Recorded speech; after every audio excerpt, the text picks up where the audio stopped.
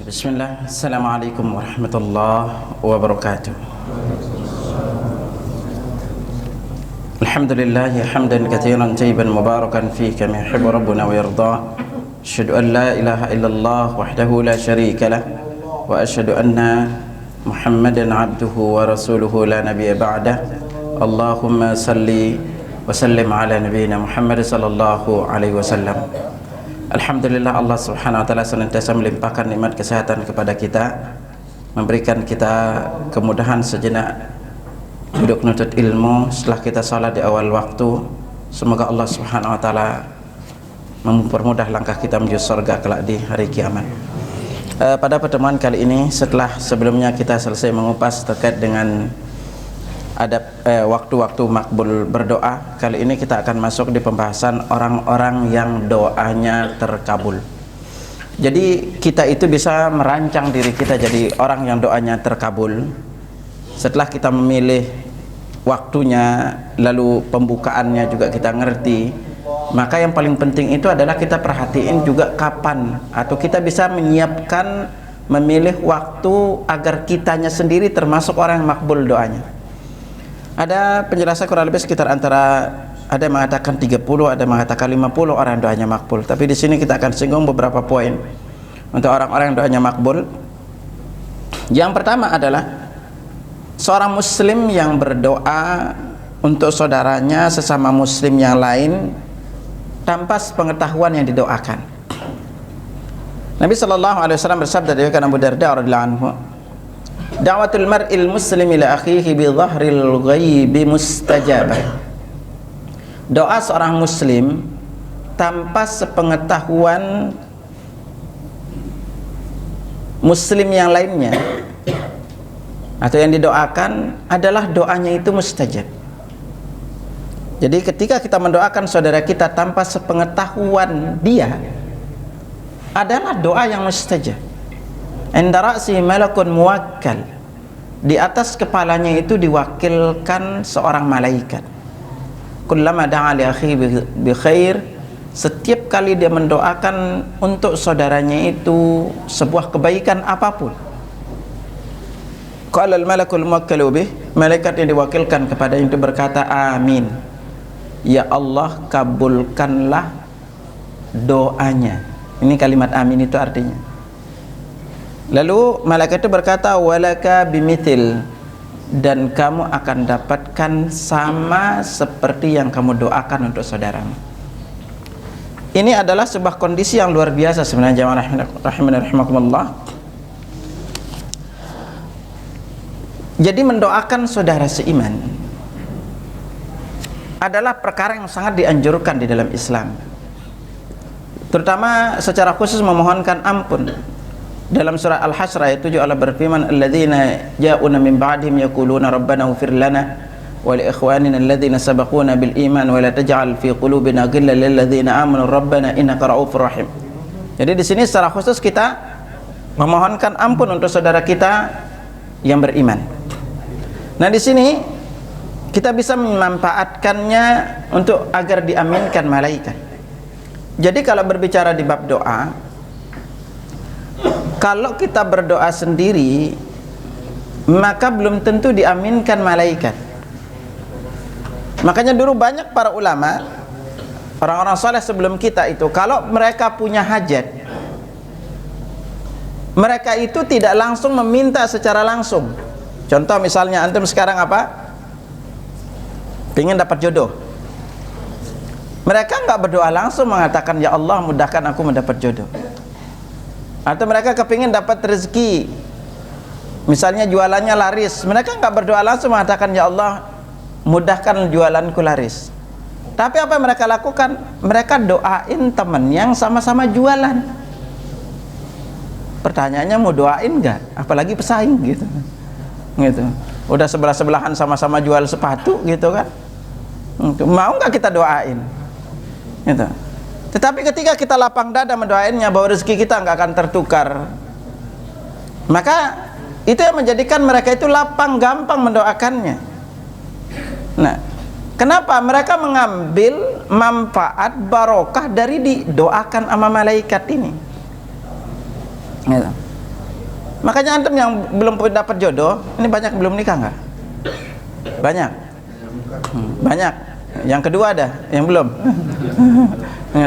Kalau antum sekarang yang belum menikah, tuh kumpul aja sama teman-teman yang belum menikah.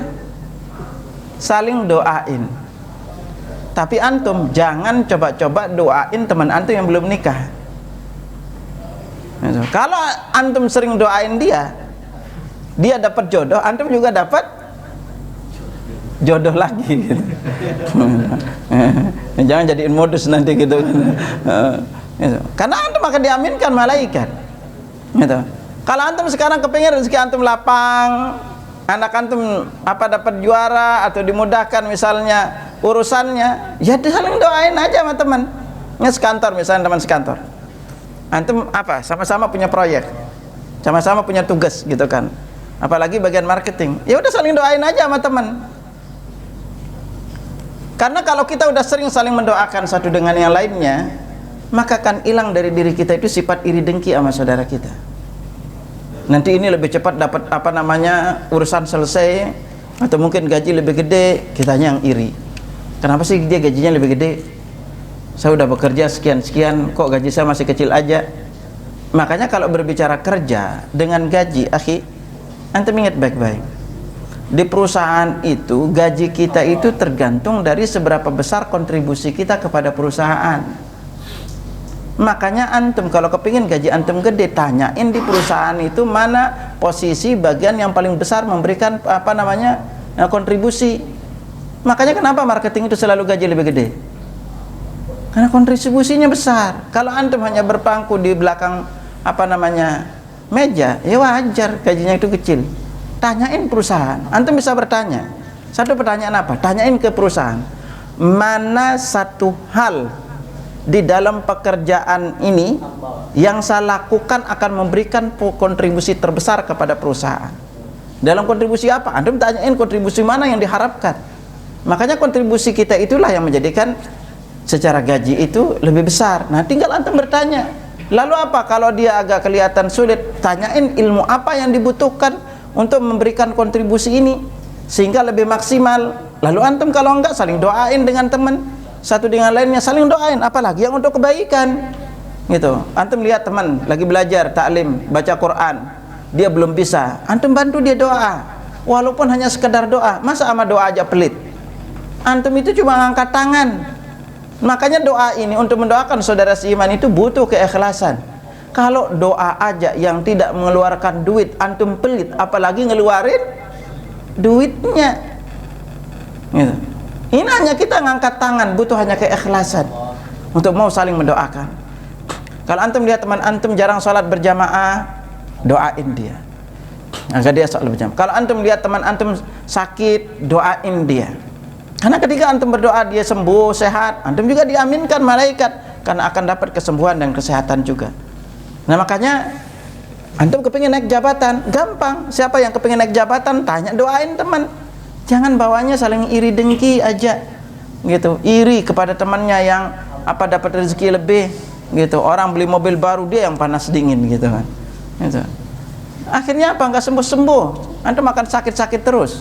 Belajarlah untuk berbagi. Rezeki kita itu nggak mungkin digantikan, nggak mungkin salah alamatnya. Dari setiap kita itu udah punya rezeki masing-masing. Makanya kemauan kita untuk saling mendoakan saudara kita, apalagi kita sering mohonkan ampun untuk saudara kita. Nabi SAW bersabda, "Man istaghfara lil mu'minina wal mu'minat." Barang siapa yang memohonkan ampun untuk kaum mukmin dan mukminat, kataballahu lahu bikulli mu'min wa mu'minatin hasanah. Allah akan catat baginya itu dari setiap satu mukmin dan mukminat itu satu kebaikan. Subhanallah. Berapa jumlah mukmin mukminat? Coba antum lihat. Antum cuma ngucapin apa? Allahumma ighfir lil mu'minina wal mu'minat. Atau antum baca doa surat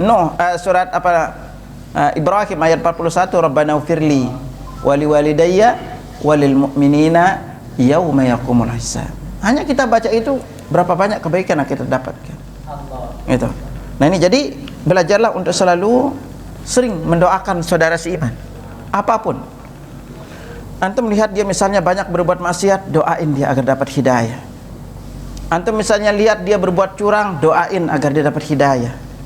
Itu. Kalau antum lihat teman-teman malas bekerja sementara dia digaji sama perusahaan lalu dia berbuat curang lainnya, itu doain agar dia dapat hidayah. Ya Allah, berikan petunjuk kepada saudaraku ini, itu agar dia tidak berbuat curang, agar dia rajin ibadah misalnya, agar dia menjaga ucapannya, agar keluarganya sehat. Selalu saling belajar untuk mendoakan saudara seiman.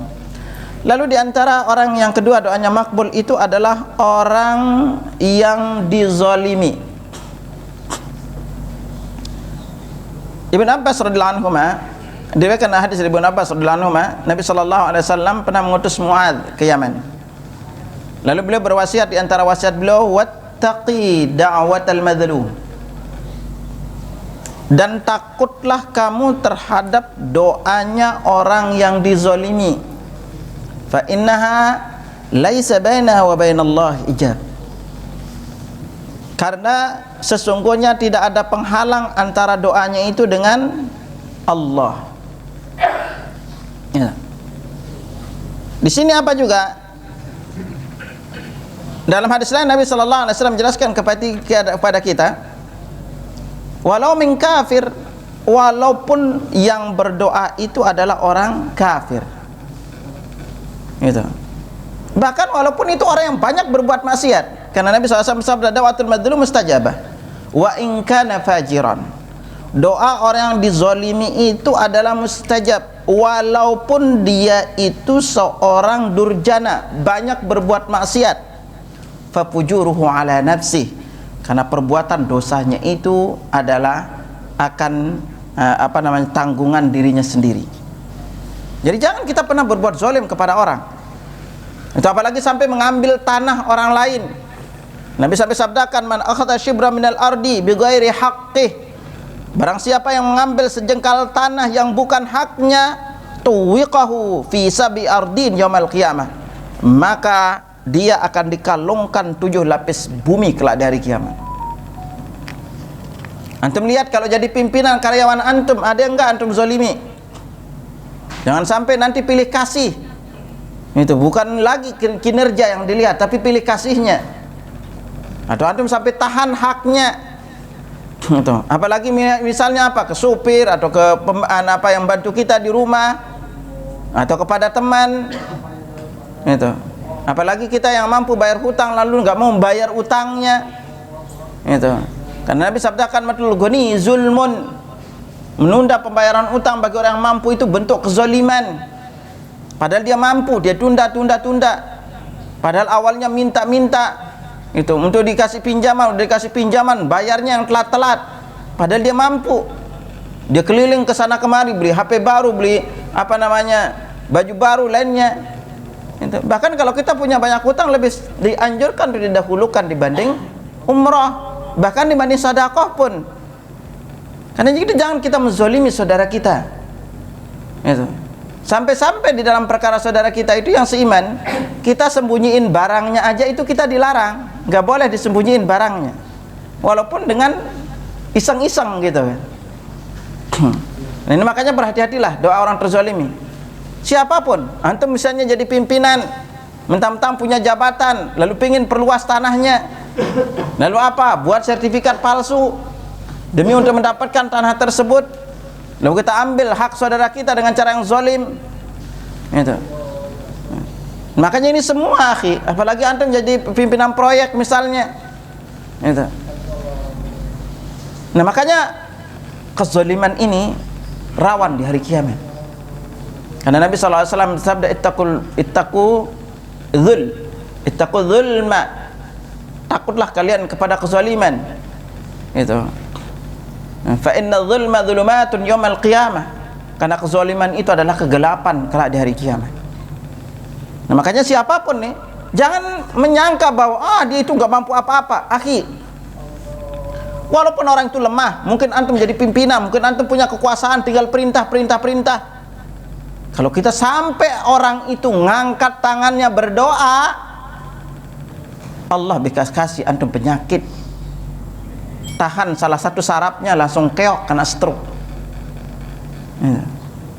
atau jadi tabrakan lainnya. Karena doa mereka itu, walaupun dia orang lemah, nggak punya apa-apa, orang desa mungkin, nggak berpendidikan, tapi karena kezaliman kita itu yang menjadikan doa mereka makbul.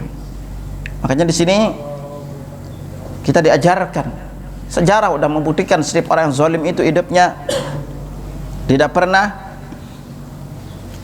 bertahan, bahkan bisa kebanyakan dia dapatkan itu adalah bencana dalam kehidupannya.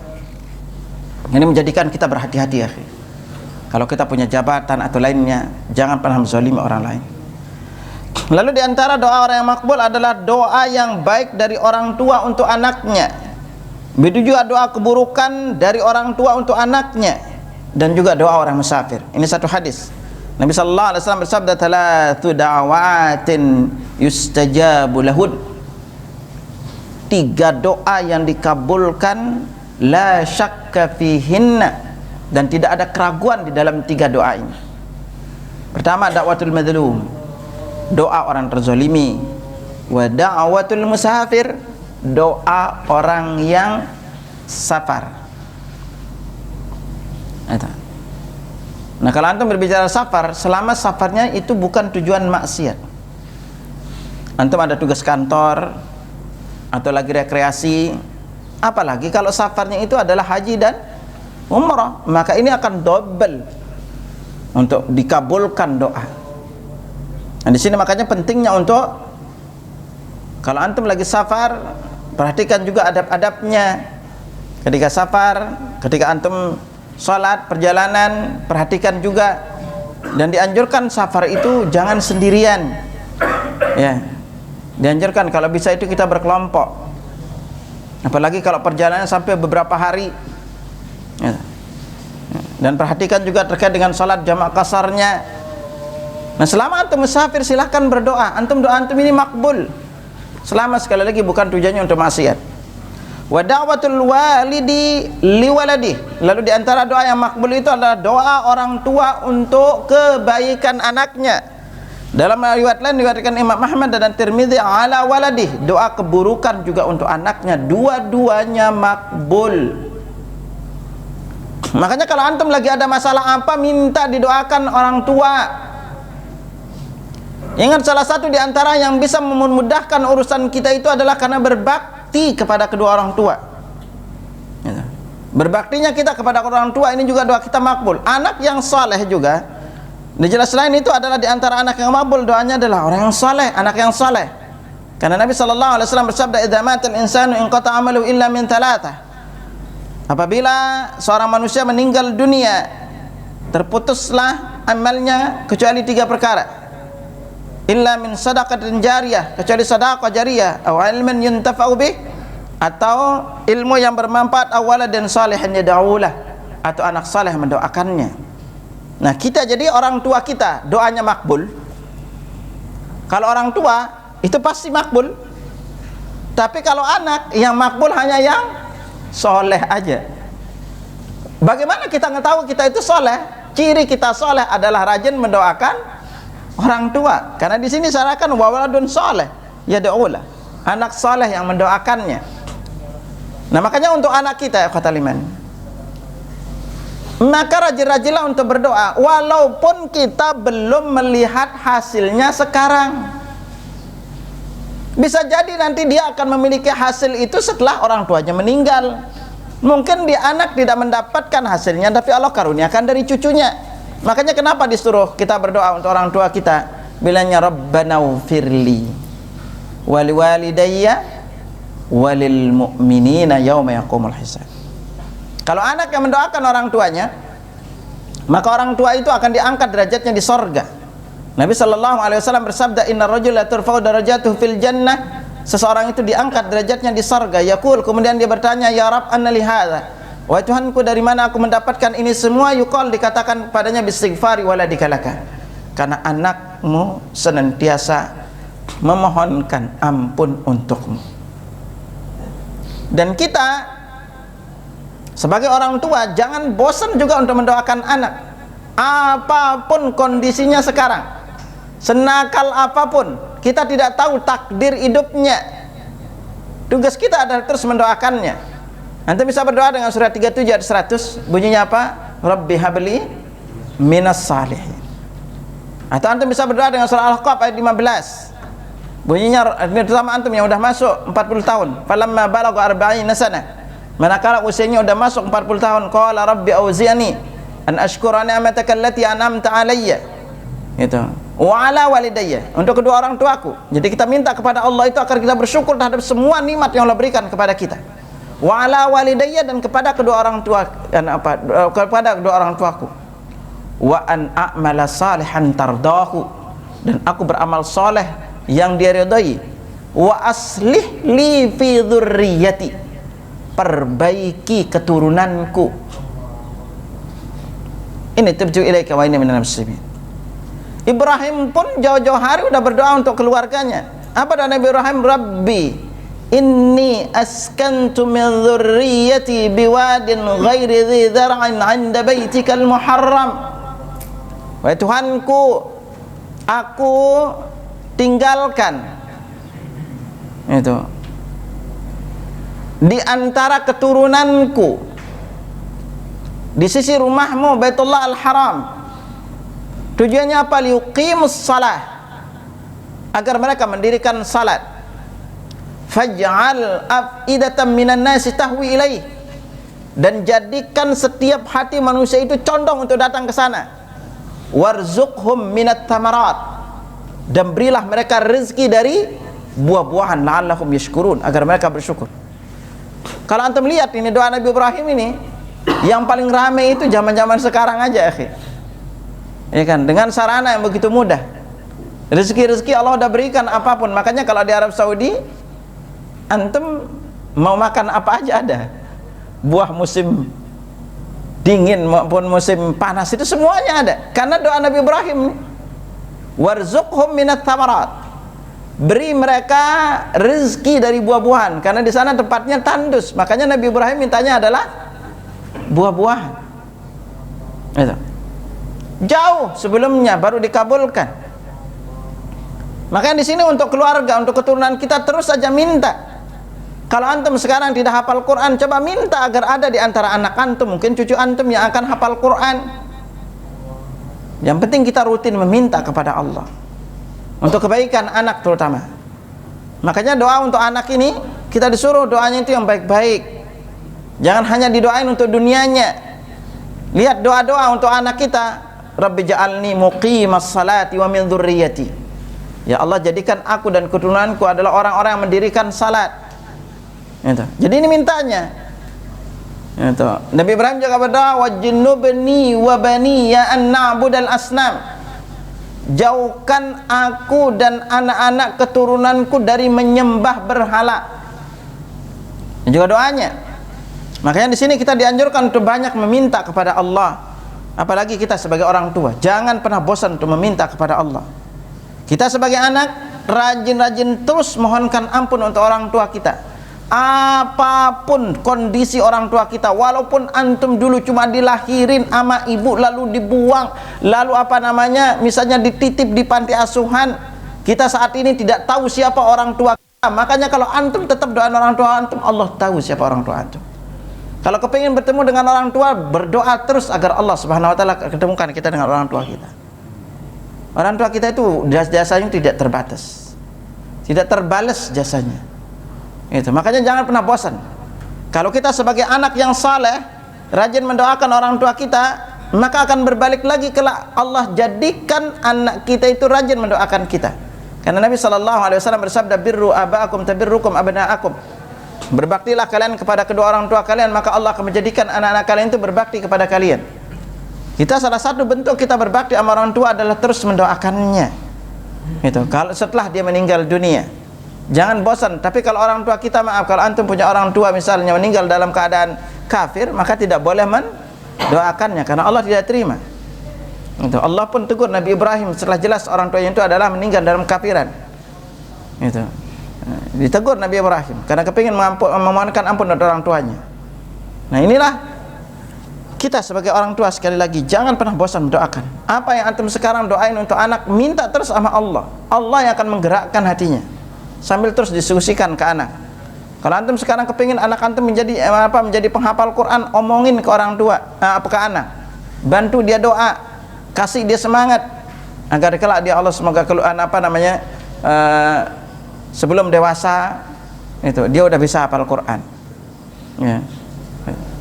Nah ini, jadi setiap kebaikan itu silahkan antum minta terus kepada Allah Subhanahu wa taala. Jangan pernah bosan untuk mendoakan seorang anak, karena kita tidak tahu kapan doa itu akan dikabulkan.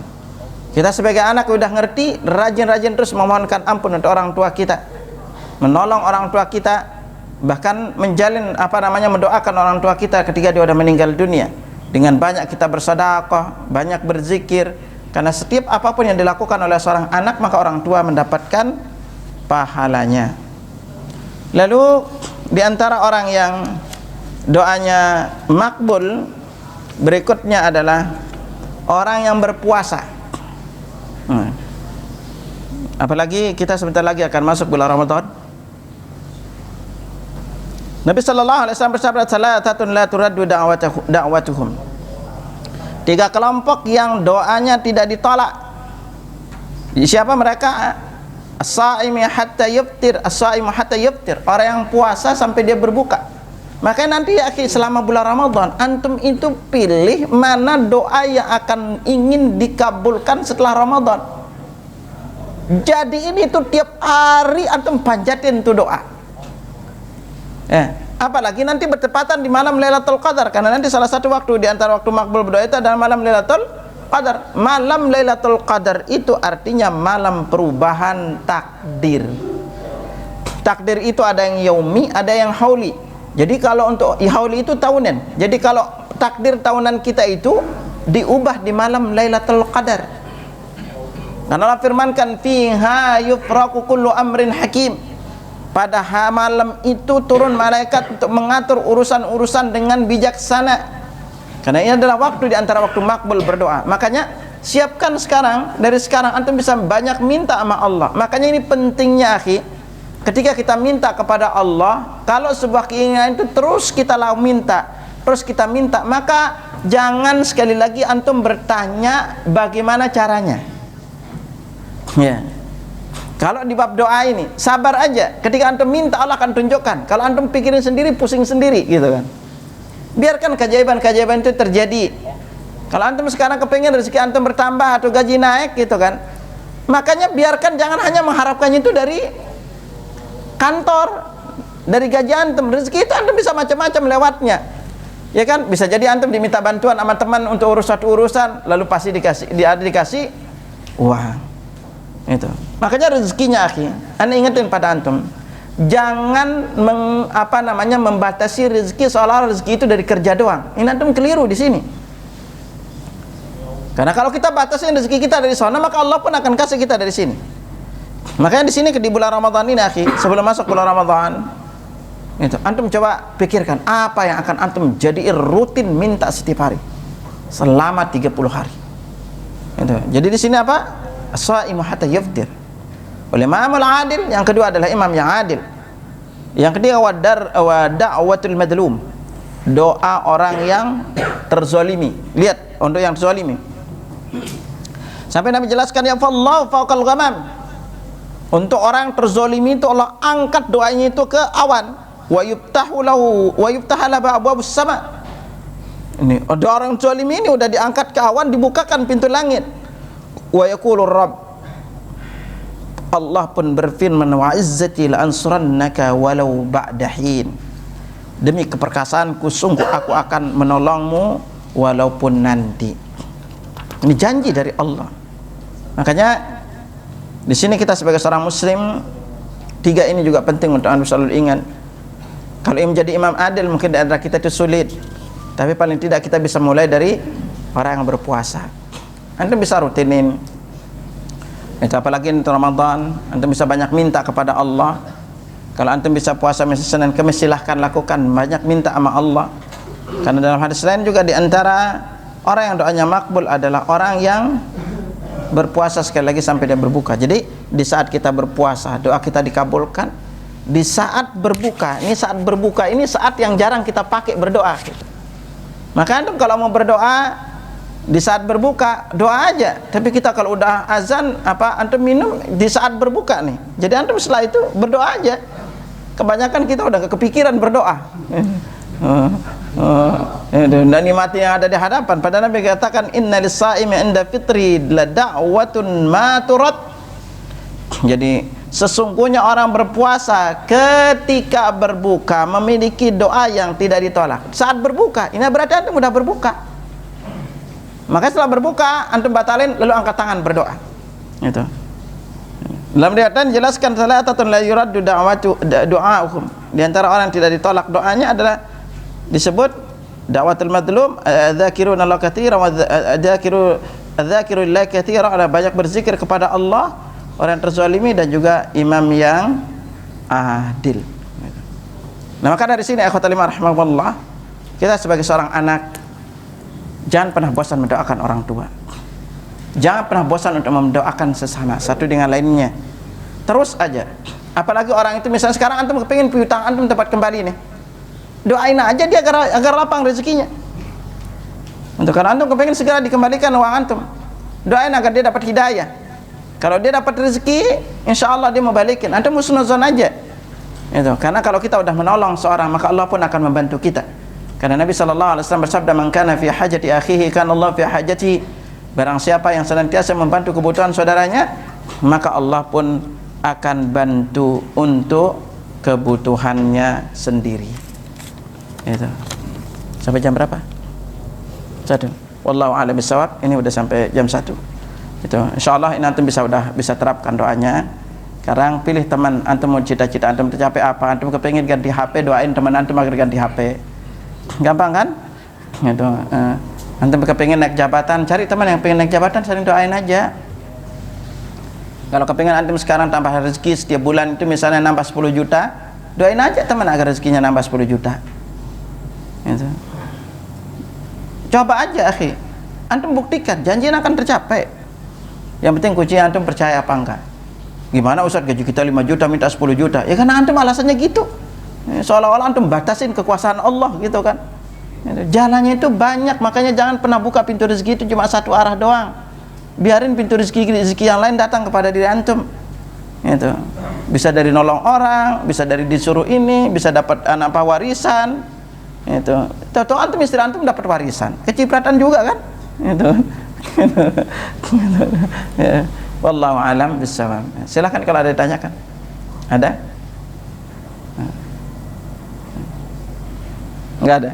Ya alhamdulillah, kalau tidak ada ini silakan antum praktek. Ini masih ada beberapa, nanti kita akan singgung berikutnya, untuk berikutnya doa orang-orang yang dikabuli. Dan sekian, subhanakallahumma wa bihamdika asyhadu an la ilaha illa anta astaghfiruka wa atubu ilaik. Assalamualaikum warahmatullahi wabarakatuh.